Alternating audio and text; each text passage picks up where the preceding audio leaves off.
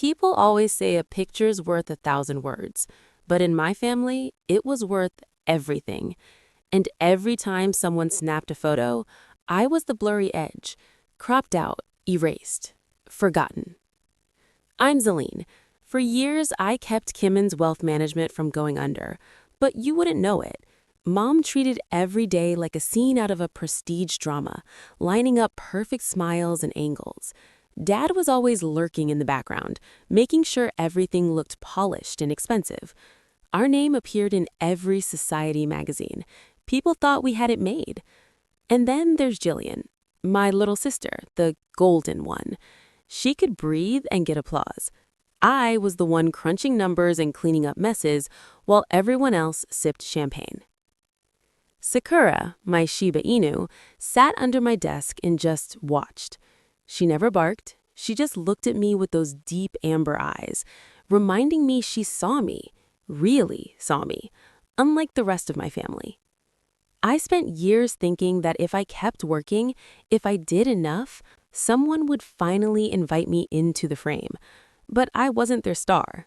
I wasn't even an extra. I was a piece of gear, useful but never picture-worthy.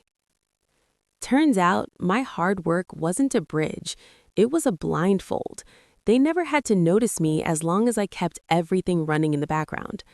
I really felt that, especially the night Jillian announced her engagement to Franklin Gray. Mom and Dad glowed with pride. Franklin was just their speed: money, manners, and old-school charm. I waited to get pulled in. The emotional scenes, sisterly bonding, tea in the middle of the night. But instead, they made a wedding core group chat, didn't invite me, and stopped talking whenever I walked by. When the fancy envelopes came, I checked the hallway console every day for a week. My name never showed up. Finally, I went out to the garden. Sakura followed, ears pressed flat. You could feel the cold. "Mom," I said, keeping my voice steady, "I haven't gotten my invitation for Jillian's wedding in the Hamptons." She didn't bother looking up, just flashed a smile meant for magazine covers. "Zelene, we talked about this. It's better if you don't come. You're just heavy. You always judge everything. Let Jillian have her moment without you killing the vibe." I stood in a cloud of roses and rejection, and something inside me broke. Sakura huffed, staring her down. Mom's word, heavy, rooted deep in my chest. I didn't argue. I didn't plead. I just left. The silence wasn't torture anymore. It was space. Back in my room, I opened my laptop. I didn't bother with the guest list. I looked at the master account codes. My finger hovered over Dad's login. Delete access? Not yet, but soon. Where are you? What time is it? Leave a comment and subscribe, because you're about to see how I shattered the frame they tried to trap me in. Everything felt different in the house after that day in the garden. Mom got stuck on matching the perfect champagne shade for the bridesmaid dresses, and Jillian couldn't stop filling her feeds with engagement countdowns. Meanwhile, I slipped right out of focus. Not in a dramatic way, more like blending into the quiet spaces, drifting between the floorboards. I quit checking the group chats that left me out, stopped volunteering for the never-ending estate paperwork. Jillian was caught up arranging seating for the Hamptons event. Franklin couldn't go a single minute without name-dropping his pedigree, and I quietly started to unravel everything I had built for them. For years, I handled the nitty-gritty at Dad's firm. I knew every ledger's hiding spot, every shifty offshore contact, every patched loophole. I moved in silence, not to blow things up, at least not yet, but to disconnect. Sakura curled up by my office door, her head on her paws. She didn't make a sound when Dad passed by, mind locked on the merger he hoped Franklin's family would usher in. He didn't even glance my way. At that point, he treated me like some reliable piece of furniture, except now it had stopped talking. I started archiving my own work. Every client I'd brought in, every relationship I'd built through long hours and real effort. They all got shifted to my private server. I rerouted my professional contacts, got ready for a life that didn't need their sign-off. One night, Dad finally poked his head in. No check-in, no, "Are you okay?" after they left me out of the celebration. He didn't even look at me. "Zelene," he said, tapping his fancy watch, "the Henderson files for the quarterly audit aren't in the shared drive. Put them back. I've got lunch with Franklin's father tomorrow." I looked up, screen glow on my glasses. "I'm cleaning up the directories. They'll be where they need to be when the time comes." "Good," he barked, already leaving. "And try to be cheerful around your sister, will you? It's her big week. Don't ruin it with that look." Sakura let out a sharp little huff. She got it. She felt that sting same as me. When the door closed, I didn't cry. I calculated. If they wanted a spotless wedding without the difficult daughter, fine. I'd give them exactly that. I'd become so light, I'd vanish before they even noticed I was gone. I wasn't sticking around to mourn some event that didn't include me. I had work to do. Every account I managed got tagged for transfer. If I wasn't part of the party, I wasn't part of the business. I could be the invisible gear, but the second I stopped turning, everything would feel it. The week of the wedding finally arrived, and suddenly, Jillian and Franklin were everywhere. My feed exploded with Hampton sunsets, people sipping Aperol spritz, and my sister glowing in white lace. Mom posted the complete family photo from the rehearsal dinner. Mom, Dad, Jillian, Franklin. They looked like they belonged in a magazine, bathed in coastline sunlight. Honestly, they looked relieved. Meanwhile, I sat in the Manhattan penthouse, staring at the empty space where my sense of loyalty used to live. No tears, just numbers running in my head. Sakura lounged next to my suitcase, waiting for the sign to move. She never needed a leash. She just watched me. Legal documents scattered across my desk, reminders of years spent as Dad's silent partner. I did the hard work while he played the club circuit. And now, it hit me. The heavy daughter held the keys to everything. I wasn't at home grieving. I was busy moving accounts. Every client I had personally brought in, every relationship forged through serious work, it was all being transferred. If I didn't get a seat at their celebration, I wasn't sticking around in their business. "Ready, Sakura?" I said quietly. She stood up, tail wagging once. I wasn't going to sit on a balcony watching their Instagram perfect lives. I caught a flight to London, the same city Mom and Dad spent years trying to impress. Here's the twist. I wasn't there to crash a wedding. I was there to crash a legacy. While Jillian walked down a flower-covered aisle in the Hamptons, I stepped into the glass offices of Sterling and Vane, our family firm's biggest rival. I didn't show up as the quiet daughter. I showed up as the lead strategist who managed 60% of the Kimmons portfolio for 5 years. Met their board. I walked straight up to Karen Collins, the powerhouse in charge. No drama, just numbers, plans, and client loyalty I'd built while Reynard played golf. When the sun set over the Thames, I had a contract in hand. Not just a job, but a partnership. I wasn't just leaving the family, I was taking the engine with me. Walking out, my phone buzzed. The family group chat. Jillian and Franklin smiling, cutting a 6-tier cake. I didn't like the photo.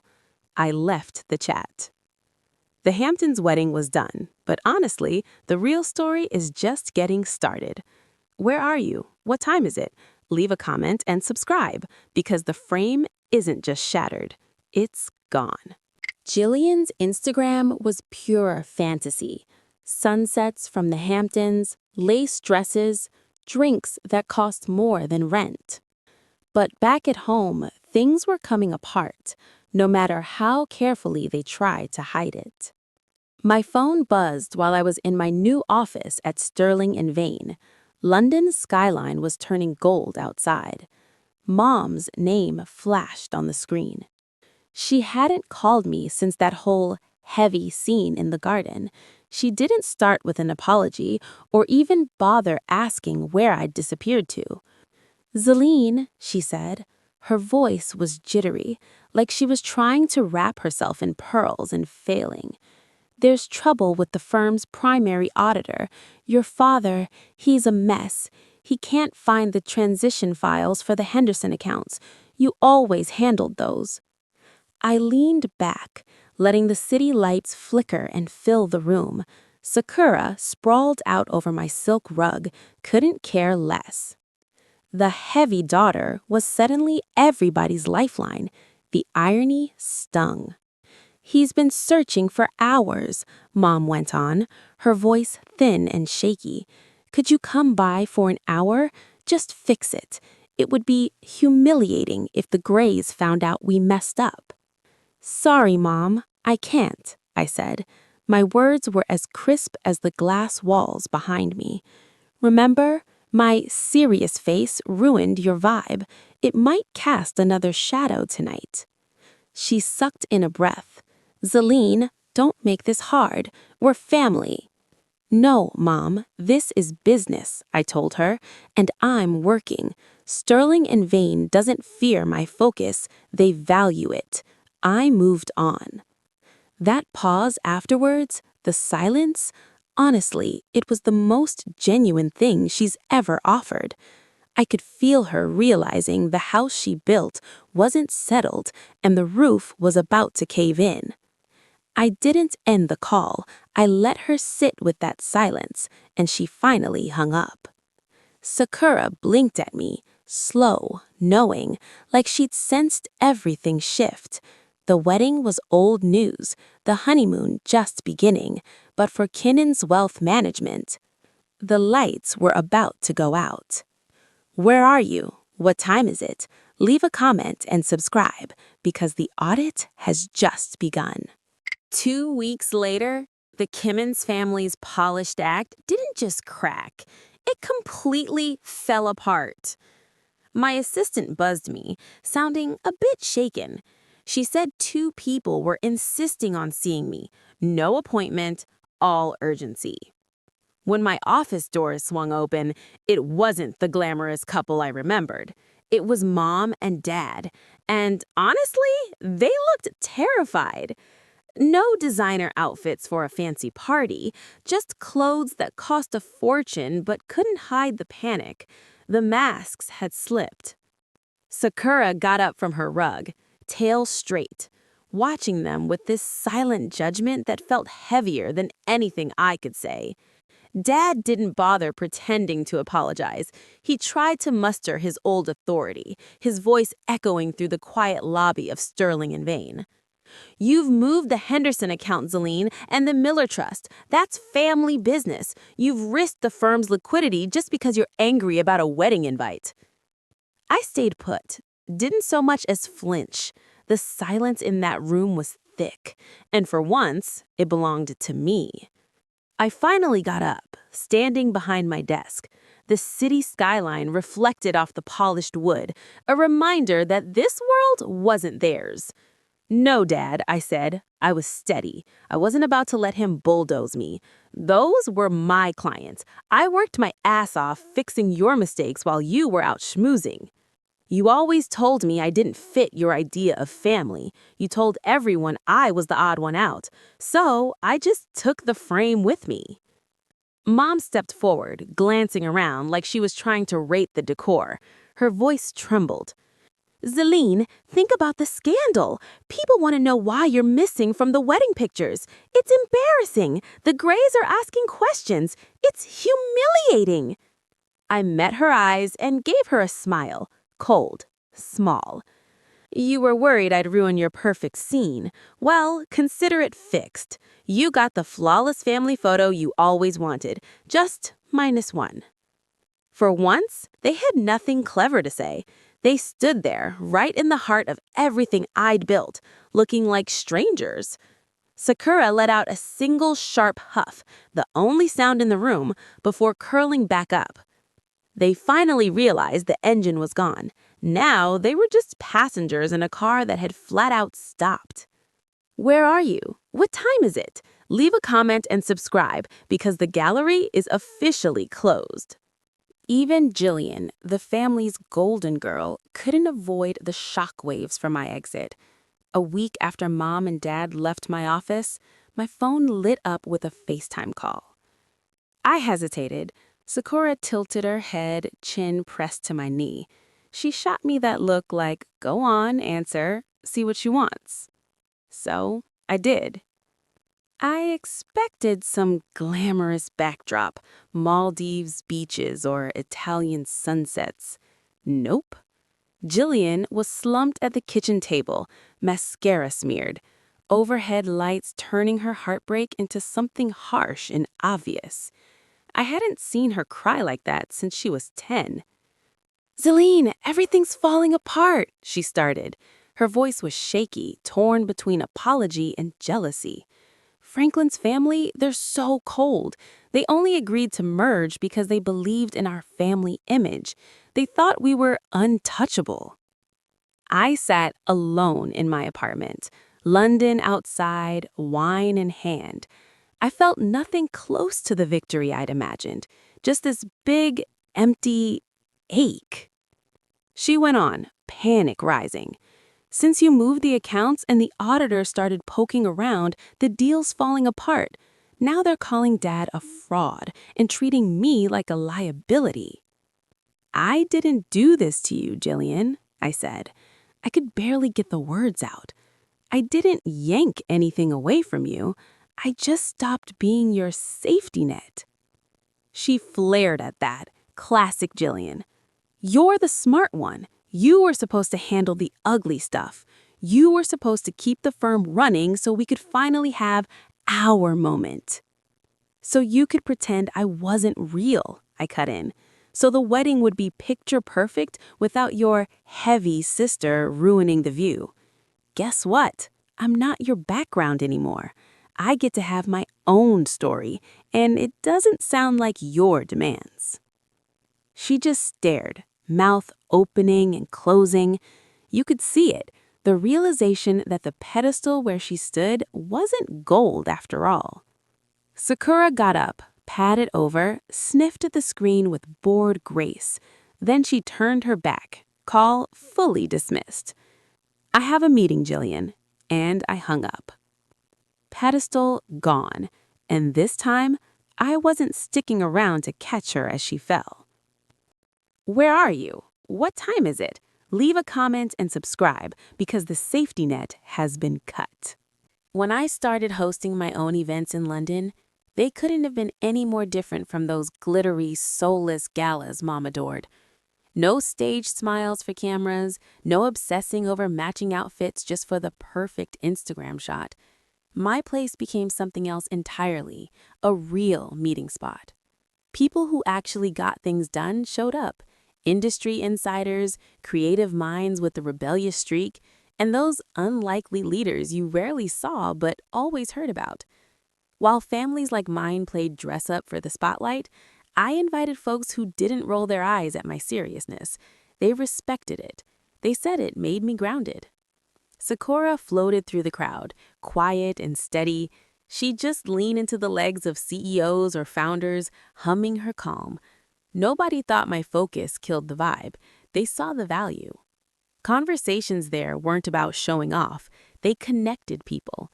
I met mentors like Karen Collins, who didn't need a resume to see I was a strategist, not just some lucky inheritor. I found friends who didn't shove me to the sidelines so their own spotlight could burn brighter. And for once, when I spoke, nobody tried to crop me out. I didn't second-guess my place. I stood on ground that was actually mine. I took it further, started a small private foundation, a scholarship fund for young pros who got overlooked in their family businesses, the ones expected to support everyone else but never given a real role. Seeing their determination made all the hassle feel worth it, like my journey had been training, not wasted effort. Before long, my name showed up in financial journals. Mom would email me a snarky article, something like, "You've certainly become quite the public figure, haven't you? Hope you're remembering to wear more color." I didn't bother replying.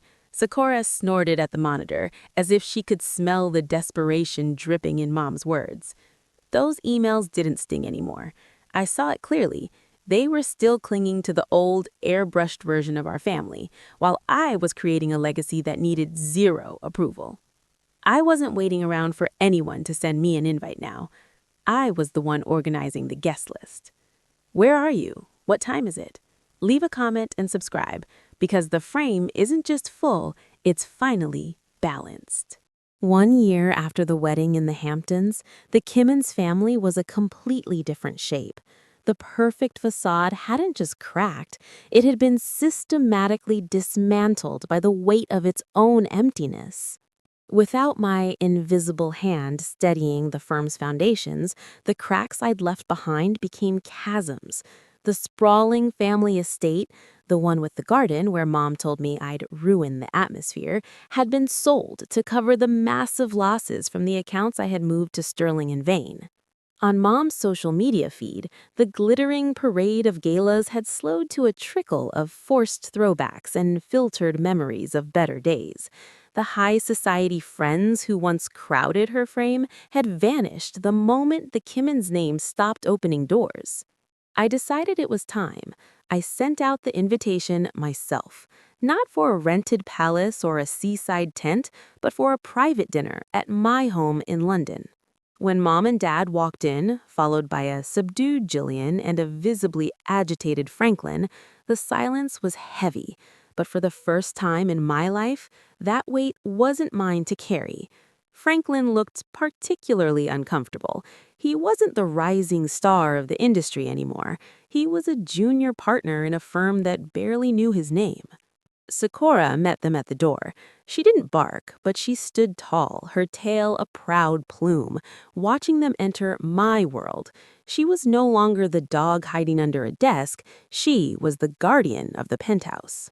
"It's very modern, Zelene," Mom said, her voice lacking its usual theatrical projection. Her eyes drifted to a large framed portrait on the wall. It wasn't a posed family shot. It was a candid black and white photo of me laughing at a board meeting mid-argument, looking fierce and entirely alive. "It's honest," I replied, my voice steady as I gestured toward the dining table. For the first time in 30 years, I sat at the head of the table. I wasn't the extra piece squeezed in at the end to balance the seating chart. I was the architect of the evening, and they were the guests in a world they couldn't control. As I looked at their faces, stripped of their lighting and their scripts, I realized that the atmosphere wasn't ruined at all. It was finally clear. At the table, the silver clinked against the china with a rhythmic, hollow sound. Mom tried to slip into her old role, the director of a scene that had long since wrapped. "We always knew you were the capable one, Zelene," she said, her voice wavering as she reached for her wine. "We just thought you preferred being behind the scenes. We thought we were giving you the space to do what you do best." "No, Mom," I said, setting my glass down. The sound was small, but in that room, it felt like a gavel. "Sakura used to sit under my desk for 18 hours a day while I fixed the Henderson Trust and the Miller accounts. You didn't give me space. You gave me a cage and called it a career." Dad cleared his throat, looking at the expensive artwork on my walls, pieces he couldn't afford to buy anymore. "We made mistakes, Zelene. The firm, it wasn't the same without your oversight. We lost the rhythm." "You didn't lose the rhythm, Dad. You lost the engine," I replied. I looked at Jillian, who was picking at her salad, her designer bracelet sliding down a wrist that looked thinner than it had in the Hamptons. "You all spent 30 years curating an image of a family that didn't actually exist. You cropped me out because I was the only part of the picture that was real, and reality didn't fit your aesthetic. Now look, Zelene, the Henderson account is sitting in a Sterling and Vane vault." I cut him off, my voice cold. "And they are very happy with their new lead strategist." For the first time in my life, Mom didn't have a rehearsed line. She didn't have a witty dismissal or a sharp critique of my heaviness. She looked at me across the table and actually saw me, not as a shadow, but as the person who had been holding their world together while she was busy smiling for the cameras. The evening ended not with a grand explosion, but with a quiet, hollow understanding. As they stood to leave my home, they looked smaller than they ever had, diminished by the very reality they'd spent years avoiding. They walked toward the elevator as a group, yet they had never looked more disconnected. I watched the doors close on the family I used to be desperate to join. Then I walked out onto my balcony, Sakura trotting silently at my side. After dinner, my penthouse went quiet, and honestly, it felt like I'd won something. But Sakura wasn't letting it go. She kept pacing near the old safe I hauled over from the States, the one Dad thought was only storing backup files. I sat down and cracked it open. Inside was a bulky, tangible ledger I'd snagged from Dad's study months ago. I hadn't bothered with it yet. I was too caught up building my own thing. But now, flipping through the pages, those clerical errors Dad used to complain about didn't look random. They looked like a roadmap. All this time, I thought I was cleaning up his messes. Turns out, I was hiding them.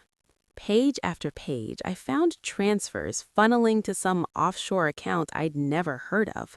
While I worked like hell to keep the Kimmons name polished, Dad drained the firm just to keep up Mom's picture-perfect life. The endless galas, the Hamptons mansion, Jillian's designer shopping sprees. My sweat didn't pay for all that. Our clients' money did. My phone buzzed. An anonymous donor just dumped a huge sum in there, matching the biggest error in Dad's ledger down to the dollar. I glanced over at Sakura. She froze. The laptop's glow caught in her eyes, all amber and unblinking. She'd been around for every one of Dad's closed-door meetings. She'd noticed his panic before I did. I wasn't just some heavy-handed daughter.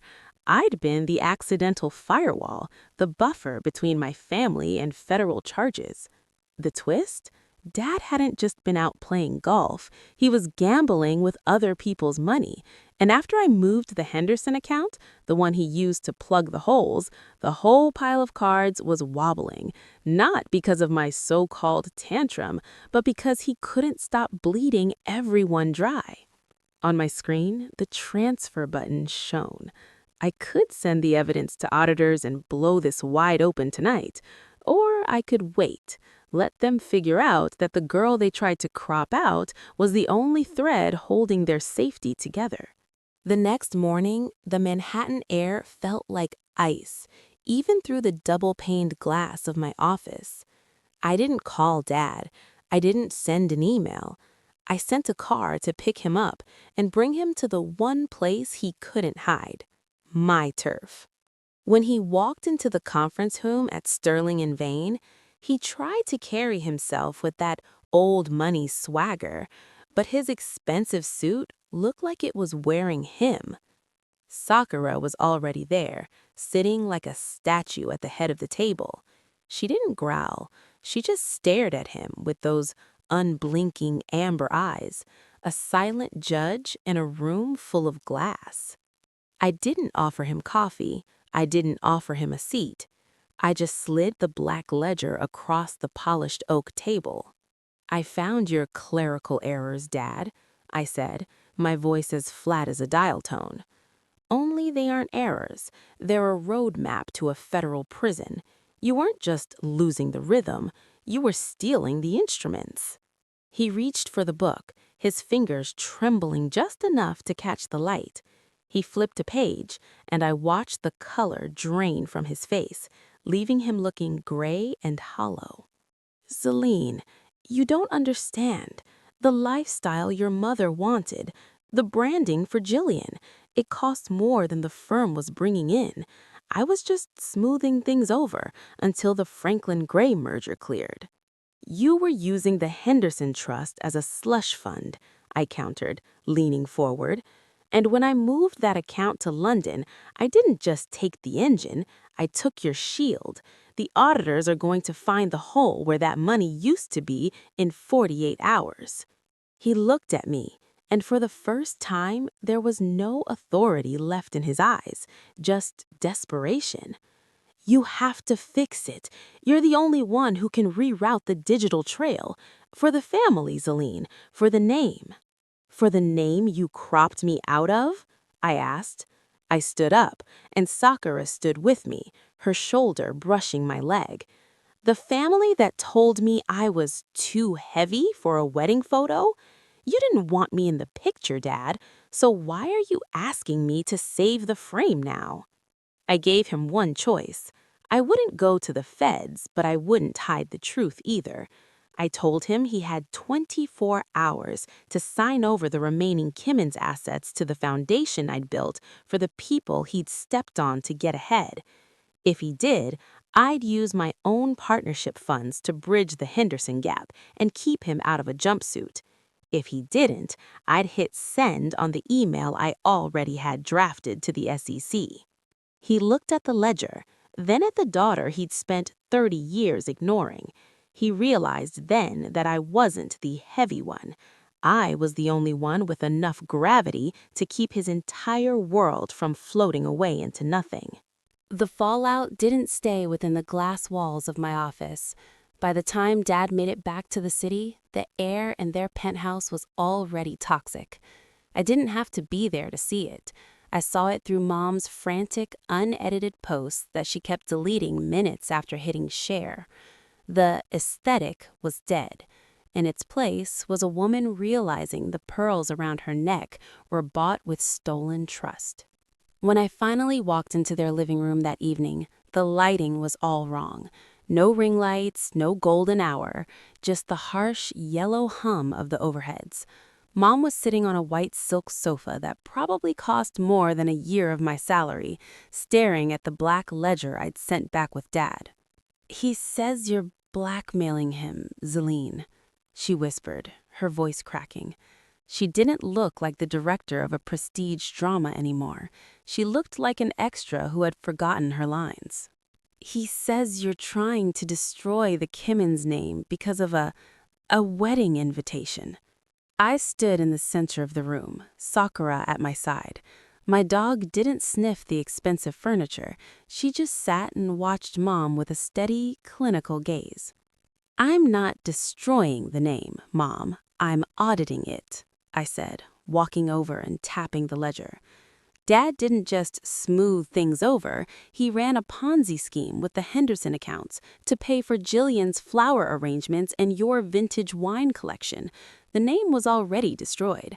I'm just the one pointing out the wreckage. Mom looked at Dad, who was standing by the window, his back to us. He didn't defend himself. He couldn't. The silence in the room was the most honest conversation they'd had in decades. "You knew," I said, looking at Mom. "Maybe you didn't know the account numbers, but you knew the math didn't add up.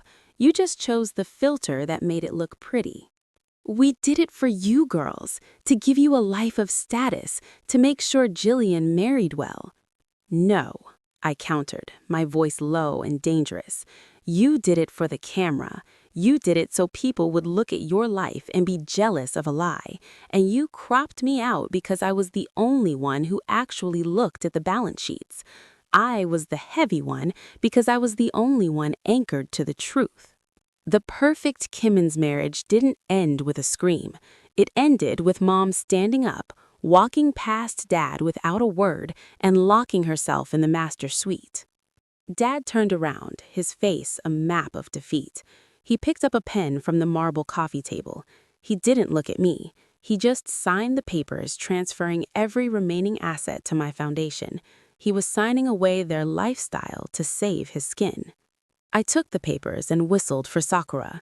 As we walked toward the elevator, I heard the sound of glass breaking from the bedroom. Mom's favorite crystal vase, the one that always had to be in the center of the shot, was finally in pieces. The news that the Kimmons' fortune was a hollow shell didn't travel through the financial wires first. It traveled through the silence of a declining credit card. I was back in London, sitting in a sleek cafe with Sakura tucked under the table when my phone lit up with a string of frantic texts from Jillian. Then came the call. I didn't even have to say hello before Franklin Gray's voice boomed through the speaker, tight and vibrating with a very unpedigreed panic. "Zelene, what the hell is going on with the trust accounts?" he demanded. I could hear Jillian sobbing in the background, a sound that usually would have sent me running to fix whatever mess she'd made. "We're at the resort in Bora Bora, and the concierge just told us the Kimmins corporate card was declined. Declined, Zelene! Do you have any idea how embarrassing that is?" "I imagine it's about as embarrassing as being uninvited to your own sister's wedding because you're too heavy for the aesthetic, Franklin. This isn't a joke. The merger. My father is livid. He's hearing rumors that Dad signed over the firm's assets to some foundation. Tell me it's a mistake. Tell me you're just moving things around again." "It's not a mistake," I said, my voice cool and professional. "The Kimmins' assets were built on a deficit and a lie. I didn't move them to a new account, Franklin. I moved them to a fund for the people Dad defrauded to pay for your 6-tier cake. The bank didn't just close the card, they closed the circus." "You can't do this, Zelene. Franklin's family. They're looking at me like I'm a scammer. They're talking about an annulment. They said the stability of our family was the only reason this marriage made sense." I looked down at Sakura.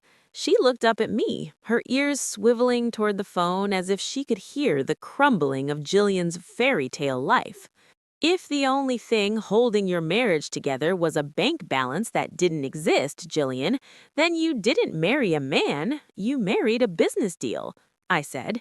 "You wanted a perfect wedding without the heavy sister ruining the mood. Well, you got it. You also got a husband who only loves you when the lighting and the funding is just right." "You're a monster," she whispered, the spoiled girl finally realizing the party was over. "No, I'm just the only one who stopped posing. Enjoy the honeymoon, Jillian. I hope the pictures were worth it, because the bill just came due." I hung up. The golden child was finally realizing that gold is just a color, and underneath it, her pedestal was made of salt. It was already starting to dissolve in the rain. In the high society circles Mom and Dad worshipped, silence wasn't just golden, it was a death sentence. The news of the Kimmins' wealth management restructuring hit the social blogs like a lightning strike. Suddenly, the people who had fought for a spot in Mom's curated garden parties couldn't remember her name. The friends who had toasted to Jillian and Franklin's union were suddenly out of the country or unavailable when Mom reached out. I watched the fallout from my office at Sterling in vain. Sakura was draped across the leather sofa, her tail thumping softly as Karen Collins walked in with a stack of financial journals. My face was on the cover of the Global Strategist.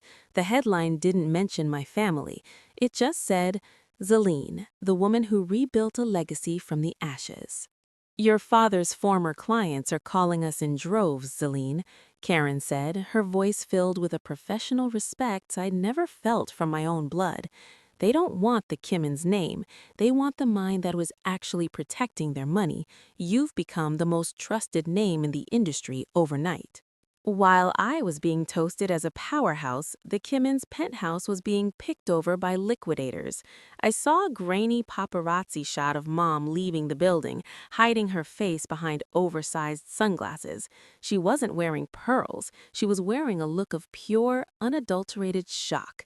The world she'd spent 30 years building decided she was no longer camera-ready. Then came the final blow to the Kimmins' aesthetic.